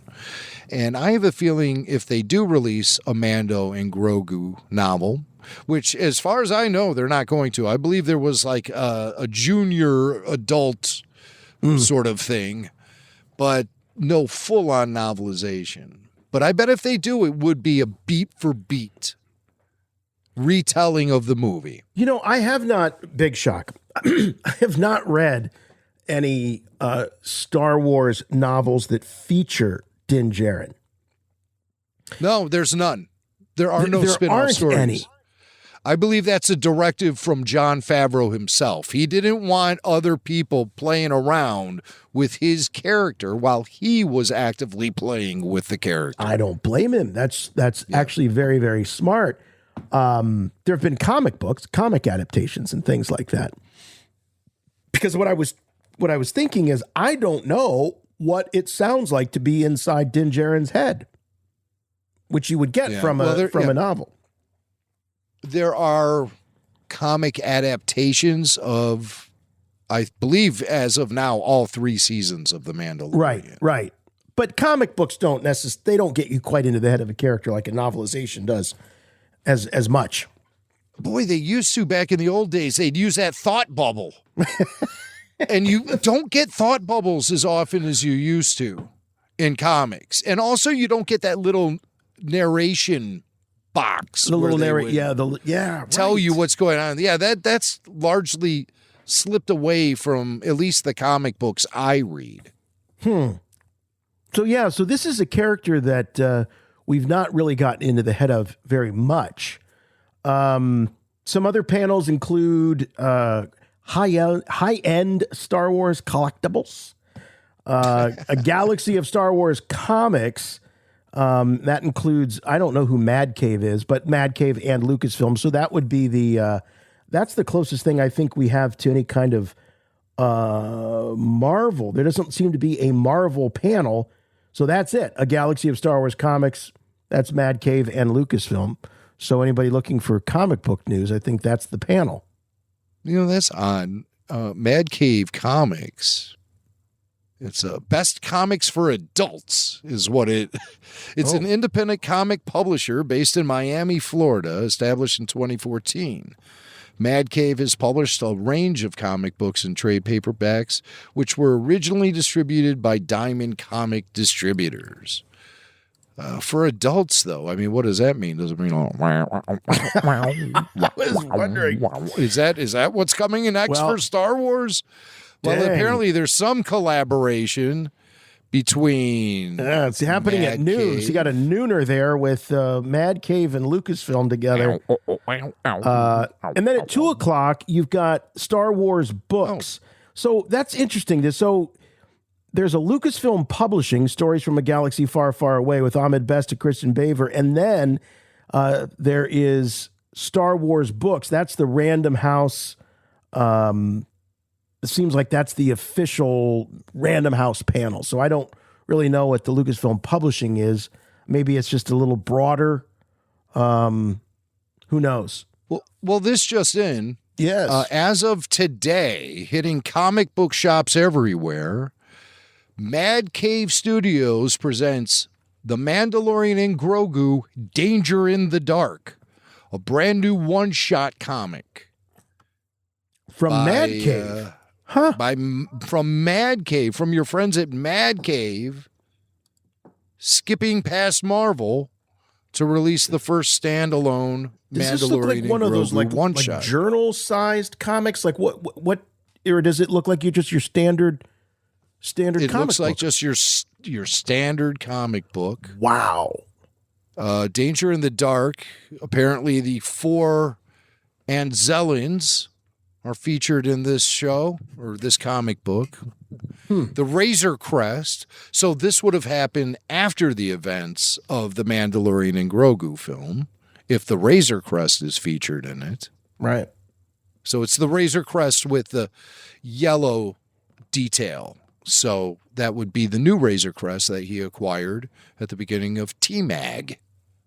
T-Mag. Yes, I said T-Mag. But I'm looking Mag at with an M, everybody, just so we know. Mm-hmm. Right. Yeah, not something you dip in hot water. We're going to get in hot water if this continues. All right, so yeah, Mandalorian and Grogu, Danger in the Dark. It was just released this week. It's just a Mandalorian and Grogu adventure from Mad Cave Studios. Well, that Star Wars books panel, that's the official books panel, and that it's going to be anchored by Tom Holler, Madeline Rue, and Ashley Poston. And Madeline Rue, she's the one that wrote the press release right here on that Star Wars Legacy. So she's the one who wrote Star Wars Legacy. Oh my God! Wait a minute. That's not the woman who wrote the press release. What am I doing? I'm thought I was looking at a byline here. No, that's the author. Okay. All right. So that's happening. Also, Star Wars Galaxy's Edge, what's new on Batuu? That is a Star Wars trivia party. What if our buddy Max Sparky is hosting that? That sounds like something he would do. He should. Star Wars Galaxy's Edge. He's got the knowledge. He does. He's got the knowledge. Everything. He knows everything about Galaxy's Edge, for crying out loud. Now, we're going to be talking about this in just a moment, but there is going to be a panel for Star Wars The Experience. That's the new museum exhibit, traveling exhibit that's going to be going around. And then on Saturday, this is the one I think probably one of the marquee moments for the Star Wars and San Diego Comic-Con. That's the Hasbro Star Wars panel. So that's happening 2:00. I've already seen a lot of preview reveals throughout the day today. And then, Jim, this video game, Star Wars Zero Company, that's going to get a panel. Yeah. And that's, I think that's more like played on like mobile devices and stuff, right? Like a strategy game. I know very little about it, but I know that game is coming. There's also a pod racing game or a racing game. I think you can also race speeders and stuff like that. That's coming. And of course, the third Jedi Fallen Order game will be showing up. We don't have much detail about that, but we know it's being currently worked on. So maybe some announcements regarding the future of video games will be. Also, a remake of KOTOR. Those rumors have been heating up this week. Yeah. Tell me when it actually comes out. We've been hearing I'm hearing that by the end of the year, we're going to see our first glimpse of the big KOTOR remake. Sure we will. We've been hearing that since 2011, I think. My God. Dang. So we'll be watching what goes on at San Diego Comic-Con. RFR will not be on the air next week. We're taking a summer vacation next week. So we'll talk about the San Diego Comic-Con and everything else when we get back that first week of August. And then off we go to Rebel Scum Con. Yeah. Well, let's talk about Star Wars The Experience. This was a big deal. This was announced. This is part of the 50th anniversary celebration that's going to be going on. And, man, part of me was like, it just seems like yesterday that I was experiencing Star Wars The Magic of Myth. And it's like, oh, no, that was like that was like after episode 1 came out. That was like year 2000, 2001. So it has been a while. And that's not the latest one. What was the latest one? I did not get to see it. I think you went to it, the last traveling exhibit of props and artifacts. Yeah. I think there was another one that never came to Chicago, but there was the science one. That's the one I'm thinking of. Yes. Science Meets Imagination or something like that. Yeah. That was a long time ago. That was about 17 or 18 years ago. Yeah, so if you're thinking, oh, geez, been there, done that, Lucasfilm, with the traveling exhibit, yeah, you did, like 2 decades ago. So it's about time that we get an opportunity to see some of this stuff. Plus, think about how many more films and television shows that there have been since the last traveling exhibit.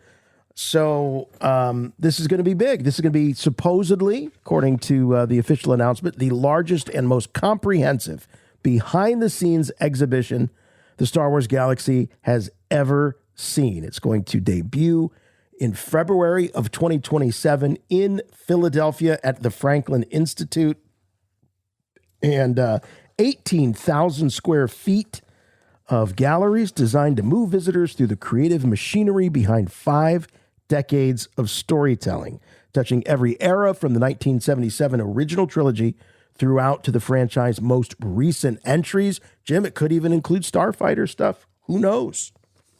Well, I mean, they do say it touches upon every era from the original trilogy through the franchise's most recent entries. And I think Starfighter should get at least a corner of the exhibit.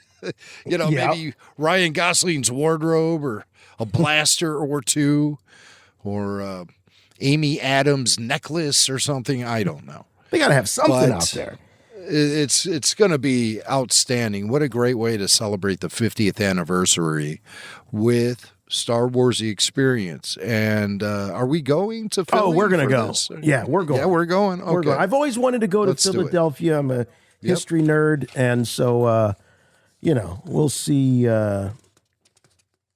We'll see where it all went down, where the Constitution was written, and then we'll go see Star Wars: The Experience. Yeah, but I tell you what, I remember seeing that The Magic of Myth and seeing those costumes for the very first time, and I take for granted. And also, this was at a time before cosplayers and costume creators, fan creators, were creating film authentic stuff. So like you didn't see it until you saw it in one of these exhibits. You didn't actually see what Han's vest looked like in A New Hope until you saw it on the mannequin behind the glass, or what Leia's dress looked like. And so those things are so, and then we've had these big, beautiful books with all these photos, but man, I'll tell you, I remember just being shocked at what some of those things looked like the first time I saw them in person. The colors, the fabrics, the textures, all of that. Very surprising to me, because up to that point, I hadn't even seen DVD. It was all VHS. Yeah, it was mind-blowing. I went the first time with my sister-in-law, and then I went back with a video camera. And the full day ahead of me. I went on a weekday, so it wasn't too crowded, and I got some footage, mad close-ups of all of the costume detail and greeblies and everything. So I should digitize that entire tour, because I got some great footage at that event. I'll go back and look at it now. It'd probably be terrible, but who knows? Maybe I should dust off that footage, edit it all up, put it out there for everyone to see. I have a vision for this YouTube channel where I dump all the stuff I've collected over the years. But my problem is I have to digitize all of this stuff, and you got to do that in real time. Real time, yep. That analog to digital conversion is not fast. Yeah, that poses a lot of challenges for me. But someday, I'm not getting rid of any of this stuff. Someday I'll put it up on YouTube, and everyone will see it.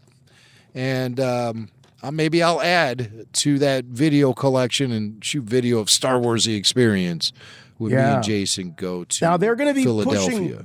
Pushing the envelope of the technology here. They are promising an RFID powered system that will run through the entire footprint of the exhibit, that will enable a personalized interactive layer that shifts depending on the visitor. Now, that's kind of interesting. So Jim's experience might be different than mine somehow. So I guess they're talking about an audio tour? Maybe? Right? Yeah, something. So it's radio frequency ID. Yeah. But I don't understand how that works with the attendee.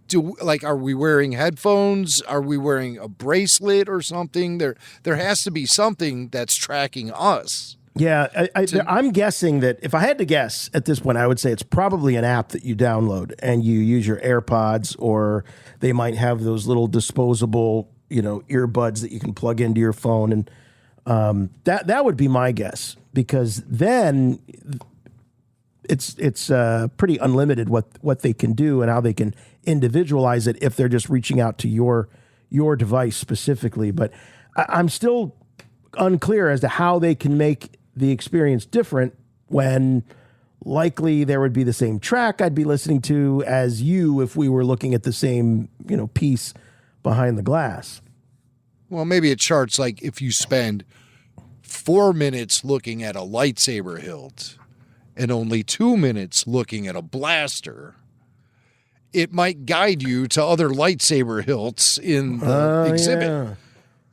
And it'd be like, hey, Jason Swank, you sure seem to enjoy lightsabers.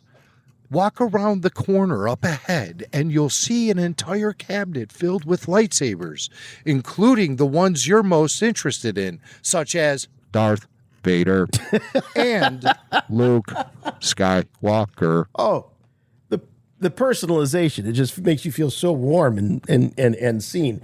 Now, I do like this. It says that it's built to feel less like a museum walkthrough and more like an active passage through the franchise's production history, with each guest's path shaped by their own engagement. Kind of what you were saying, maybe how long you stay at a certain thing, or but I like that. I like that as the theme.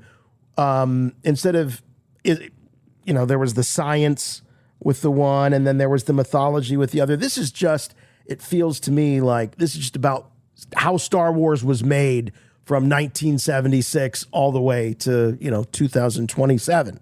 So yeah, I like that as a concept. It feels basic in a good way, straightforward. Just give me some really cool stuff to look at. And, yeah, I'm looking forward to it, man. So it's going to travel. It is going to tickets go on sale in October for members, general public in November. And what are the run dates? Because it's going to stay in Pittsburgh for a while. Philadelphia. Philadelphia, excuse me. Mm-hmm. We were talking Pittsburgh pre-show, so that got in Jason's head when he started thinking about Pennsylvania. We were. This piece doesn't actually describe it. I thought it was like a year. It was going to sit there for like a year or close to 6 months, I believe. It's a 6-month run. It's only 6 months before it moves on? I believe that's what I heard. 6 months, and then it's going to move on. Well, yeah, you would think you wouldn't sit there necessarily for the whole 50th, but this thing can go for the next couple of years. It doesn't matter if it's 50th anniversary or not. But so are you hearing any rumblings as to where it might hop after this? Anything about Chicago, possibly? I would imagine it would come here, to Chicago. Potentially the Field Museum or the Museum of Science and Industry.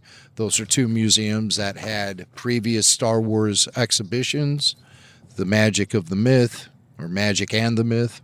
Yeah. And the Science of Imagination, or whatever they called that one. Magic of the Myth, though, that was really the best one that I've ever seen. It was the first one and the best one. It was outrageously great. And it had a great book with it, too, that broke down the original trilogy and traced it back to the original myths that the various characters and situations were based on. It's a really, really good book. The Science of Imagination was pretty damn good, and I have a lot of fond memories from that opening event, which I attended with Dan Madsen and Anthony Daniels, which was crazy because then I put Anthony Daniels and Dan Madsen together and everybody thought it was a R2-D2 C3PO reunion. Oh, no. Yeah, that got a little awkward and weird. So we hightailed it out of there. When people were coming to Dan Madsen with pictures of R2 for him to sign. I think he did sign a few, if I remember correctly. Absolutely. Yeah, I think he did sign. I think he even made a few beeps even. I don't remember. It was very exciting for those in attendance. But I think, though, next to the Magic and Myth, the best Star Wars exhibition I'd ever seen was at Star Wars Celebration in 2022, that Mandalorian exhibit they had. That was awesome. Was great. Yeah. So many pieces from that show. And the band and everything was just absolutely incredible. Incredible. Yes, indeedy. So we'll be there then, I guess, in Philadelphia next year. It all starts in February. So that'll be a good time. Yeah. Me and Jason at the museum. We'll be there. All right, let's talk a little bit about Mando and Grogu. Jim, you're going to have to do the heavy lifting on this because I don't buy straight up digital copies of movies. I buy them on physical, and then I redeem the code that gets me the digital. So in this case, I had to tap out. I'm waiting until, what is it, August 25th, I believe it is, for the Blu-ray and the 4K. I've already pre-ordered my 4K with the Steelbook. So, but for those that are living in that digital world, you can get Mandalorian and Grogu right now on your streamer of choice. It's going to cost you, I think, $24.99 to rent and then $29.99 to purchase. So, hey, for $5 extra, you get to keep it forever. And according to the charts, I just snapped this before we started recording, Mandalorian and Grogu is number 2, just behind Disclosure Day, on the top movies to buy or rent on Apple TV. Mileage may vary if you're a Vudu subscriber or patron or Amazon Prime, whatever it is, but on Apple, it's coming in at number 2, debuted at number 1, by the way. Mm-hmm. Well, I recommend them both, Mandalorian and Disclosure Day. I thought they were both good movies. But Mandalorian and Grogu probably number 2 right now because more people saw that in the theater than they went to Disclosure Day. So I think there are more curious viewers out there for Disclosure Day right now. But I'm encouraged to see it debuted pretty high. I, of course, purchased the streaming digital version, and it had nothing to do with my own personal preferences as a consumer or anything like that.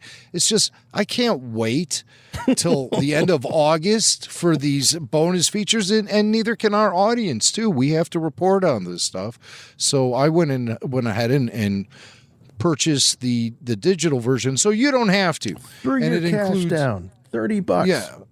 But I was interested to see if the Jon Favreau commentary track was the same as the Theater Ears app when I went to go see that presentation with the AirPods in my ears and sitting there in the theater listening to Jon Favreau talk throughout the entire movie, pulling back the curtain on all these great behind-the-scenes stories. I can confirm it is the exact same commentary track. Of course, he's not going to record 2 commentary tracks.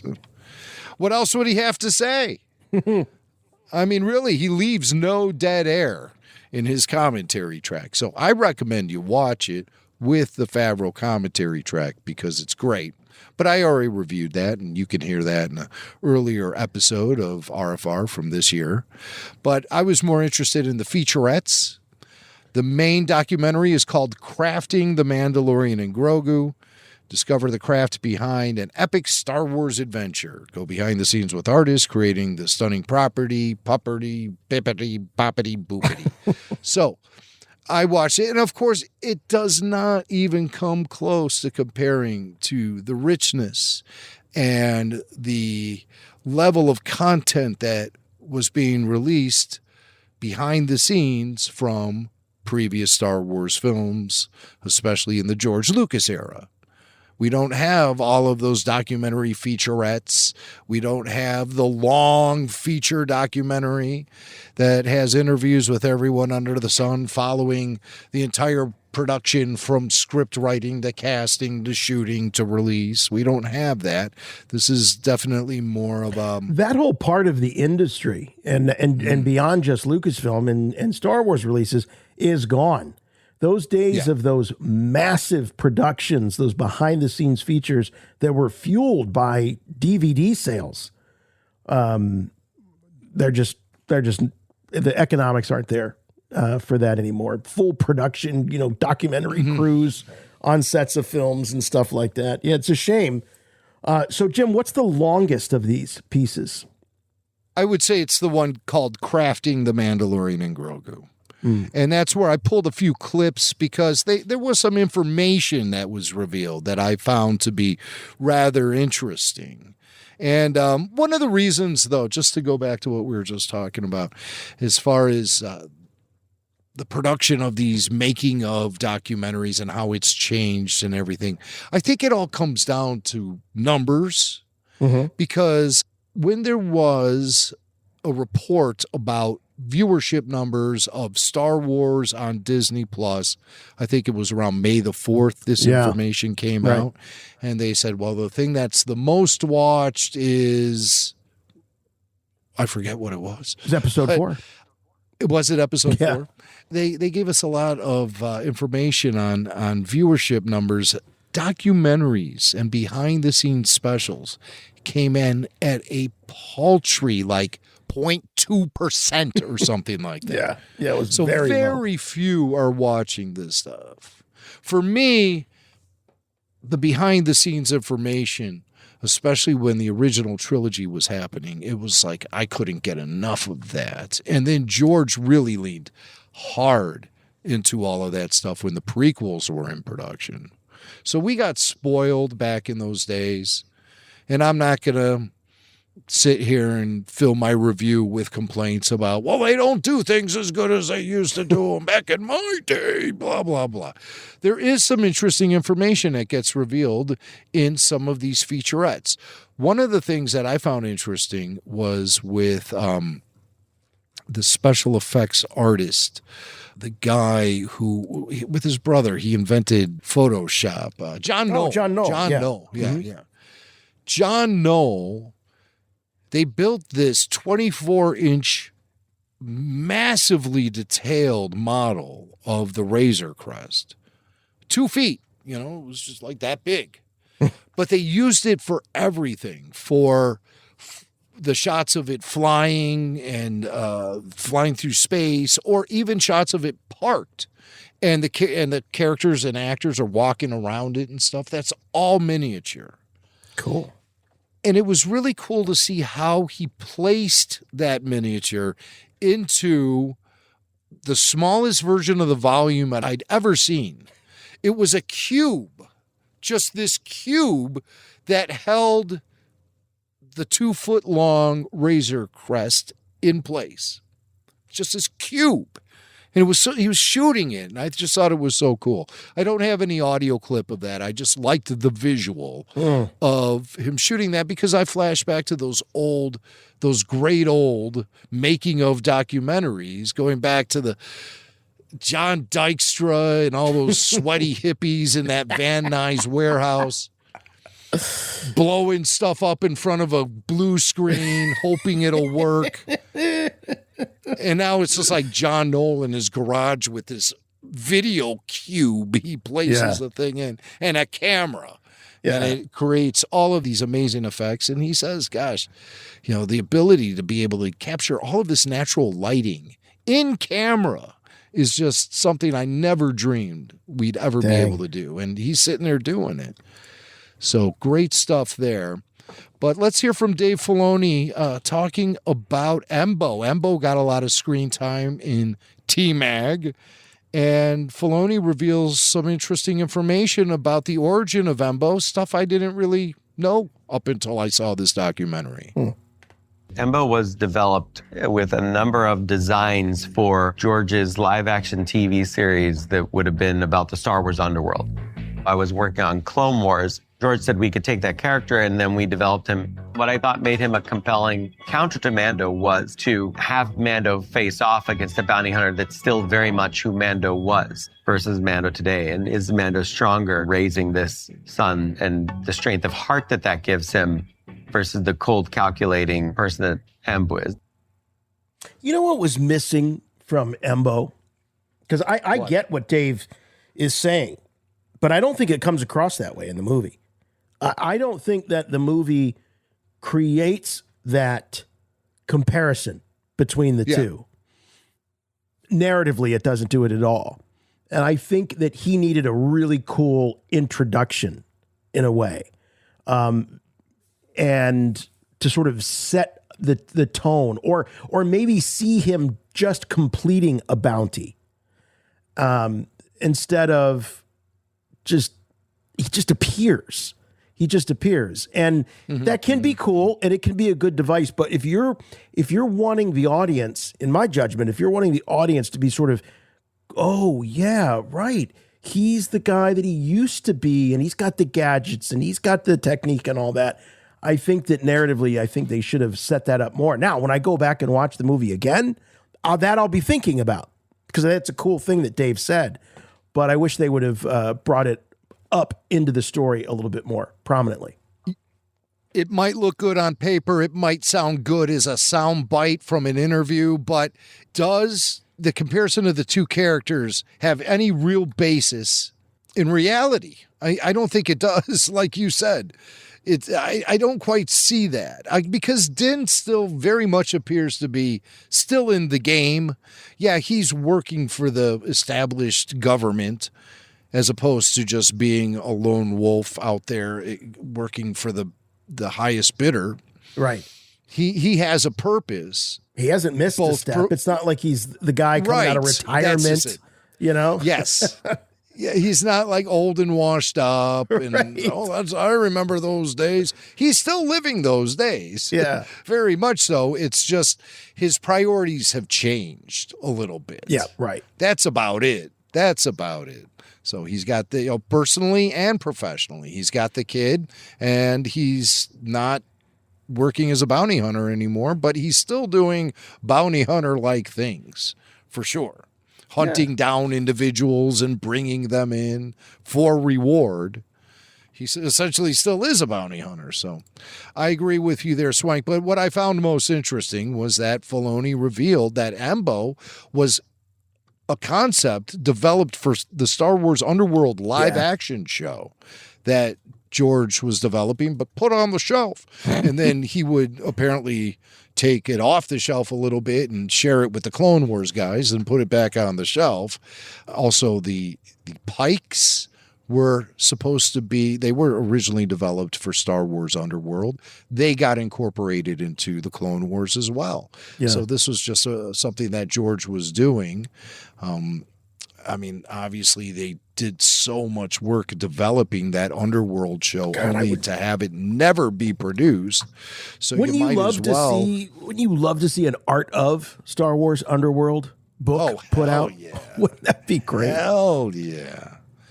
Definitely. That would present all kind of interesting things, but obviously that could never happen because those are ideas that they're still mining. And so they don't want to reveal all of that stuff so soon.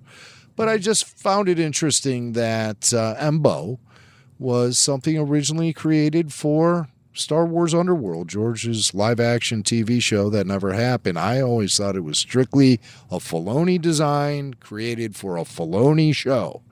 Clone Wars. Yeah, same. That was a reveal. Yeah, for sure.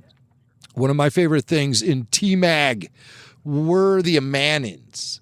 Yeah. I've always called them the Amanimans. So if I call them Amanaman, the Amanimans. Yeah. What, Amanaman? I didn't know there were so many of them. Back in the day.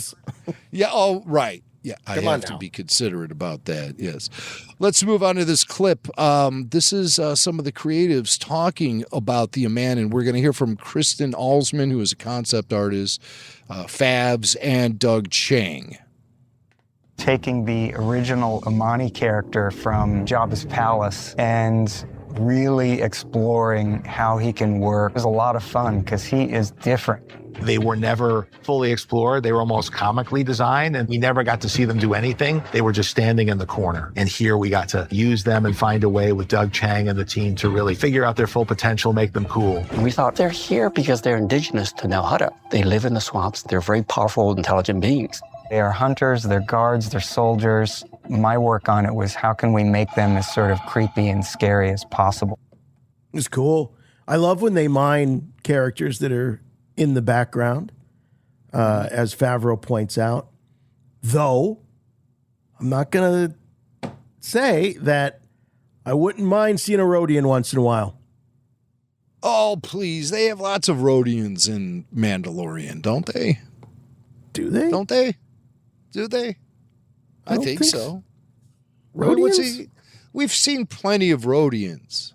I think it's great they brought back the Amanin. No, I love the Amanaman. I love the Amanis, whatever.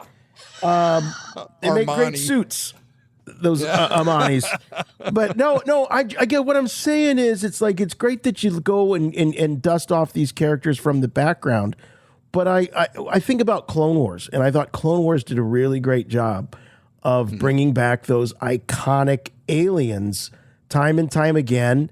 And I just don't feel that the live action stuff has done that as well as Clone Wars did. I think the Favreau produced stuff tends to have those classic characters, those aliens, more often. I don't recall seeing a Rodian in T-Mag, but I'm having a lot of fun with T-Mag tonight, if you haven't been able to tell. We saw a lot of those, what you're saying, yeah. What you're saying is totally warranted when you think about things like the sequel trilogy, without question. Right. I think we wanted some of that old flavor sprinkled in a little bit. Yeah, for but sure. Then you have a series like Skeleton Crew, which featured classic aliens heavily, really heavily. And that was a Favreau production. When was the last... Where was the last place we saw a Rhodey? That's the question. What about a Hammerhead? Hammerheads?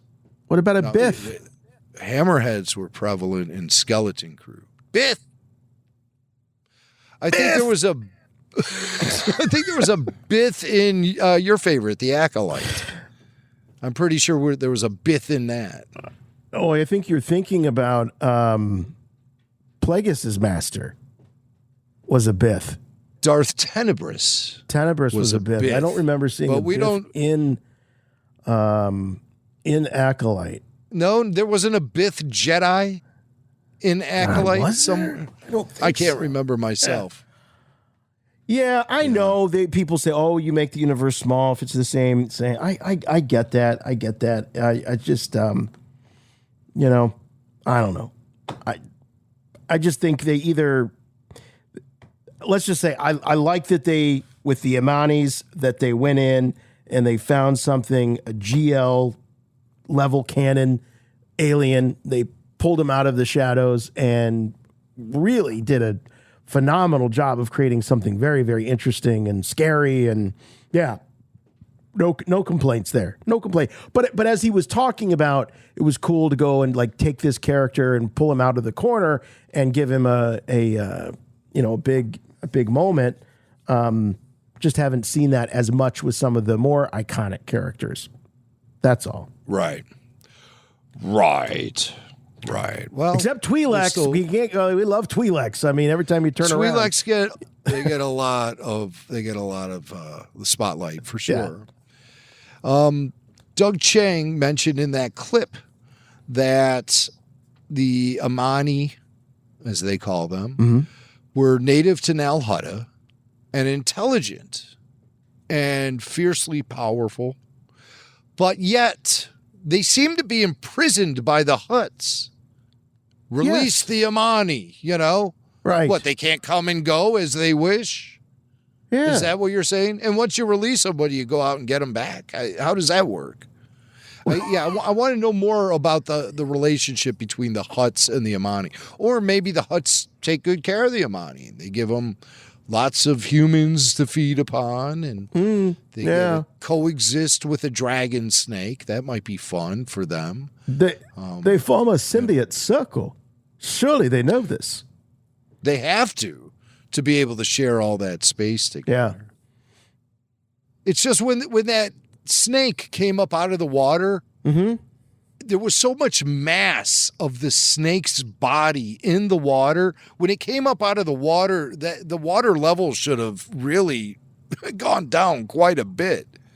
You're right, and reveal more of what's going on underneath or something like that. That could have been cool. That's something to take a closer look at. Now I can't stop thinking about the Amanis being prisoners. I just assumed they were prisoners. So what Doug Chiang has been saying is really counter to what I experienced. Yeah.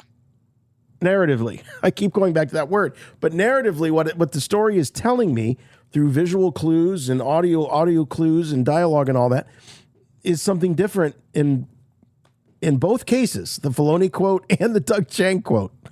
Yeah. So, it's like, good ideas don't make a movie unless you put the good ideas in the movie. Right. Yes. Yes. It seems like a lot of stuff gets left behind, or in the case of Filoni, whereas you're saying that maybe Embo should have been afforded a more dramatic entrance or just some way to establish the character a little bit better. Right. Because he was really sort of just there. There was never any explanation about him. There was no conversation about him. He wasn't really involved in much dialogue with other characters outside of that little fisherman. And whatever conversation they had was way back in the background. You didn't I love that fisherman character, by the way. Yeah, he was cool. He was cool. I did enjoy him.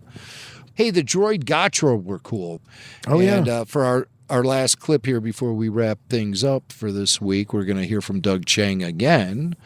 And Doug is going to talk about those battle droids that were being employed by the Hutts or just protecting the Hutts, whatever I think they were probably hired hands. That's what I assume, yeah. And Doug provides a little bit of insight into the Droid Gotra. One of the really fun opportunities was the opportunity to bring back the droid mercenaries. George Lucas had actually created this culture where all the battle droids over all the different eras came together and are now creating their own society. You know, droids are actually repairing themselves, and they mix and match parts. It gave us this terrific opportunity to then combine all the different eras of battle droid. What was charming for me was the idea that we can mix and match. You see classic B-1 battle droid heads. You see B-2 battle droids. You even see a droid with a K-2SO head. I love that. I love that. And I love that idea. But here again, this is the third time. They're introducing a really cool concept about this society that has been formed of these former battle droids that are these veteran soldiers in a lot of cases, and they come together and they have nowhere else to go, and so they start repairing each other and mixing up parts and what do they call it, kit bashing and all that. What a cool idea! But it's shown, but not in that context at all. I just assumed that this was their private security and that they were owned by the Hutts and they were trying to save money by repairing them with what other spare parts they could find. That was what I got out of it. They were reprogrammed and repurposed. Yeah. Not that they were some society of abandoned and cast out battle droids, which is kind of a cool idea. And according to Doug Chang, it was a George Lucas idea. But another thing that was a George Lucas idea were the battle droids were being controlled remotely via a droid control ship. So once you shut down the ship, you shut down the droids. So how do the droids stay on and advance into this society without a droid control ship? Well, they must have some sort of autonomous programming or new tech that would sever their connection and their reliance, their dependence on that ship at some point, which is kind of cool. Like that's like Independence Day for them. All of a sudden now I don't have to worry about being tethered to this thing. It's all turned off.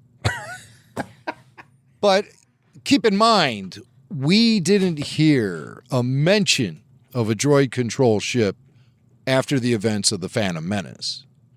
True. So I would like to think that the Trade Federation started manufacturing those droids to work on their own independently. Yep. According to their programming, of course, but not reliant on a signal from a droid control ship, because obviously they saw that it was a fragile way to do things. A kid flew a starship into the hangar of the ship and destroyed the thing and flew off. A kid, an 8-year-old kid. So they probably thought to themselves, well, we got to ditch this whole droid control ship business because it's obviously not foolproof at all. And so we didn't hear anything about it in episodes 2 or 3. So they must have abandoned that idea. I'd like to think that they abandoned that idea. Yes. And that's also very George, right? That, okay, so they learned that this doesn't work, so they've adapted and they're doing something else. Like, he evolved the Empire into that, with that kind of idea as well, and the rebels. So George is always having his characters learn something and taking that into the future.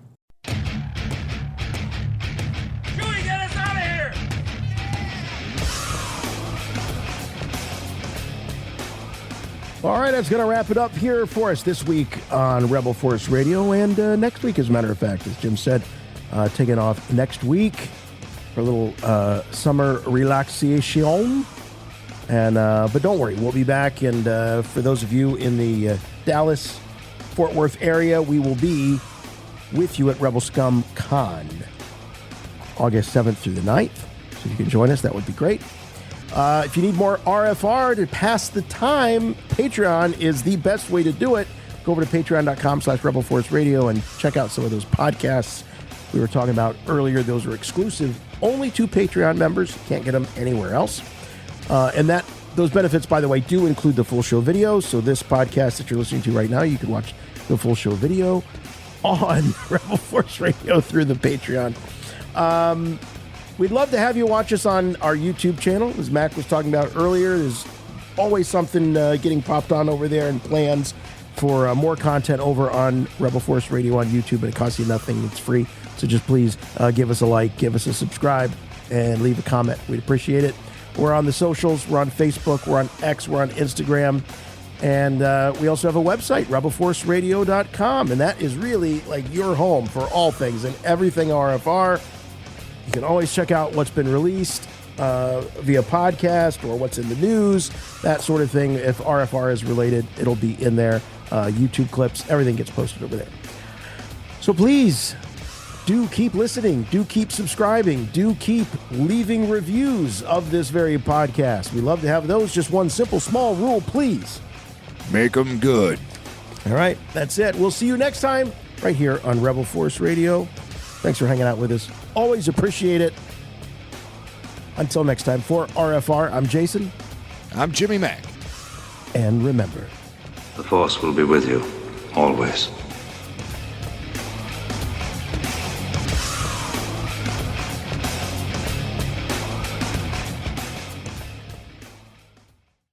Rule number 1.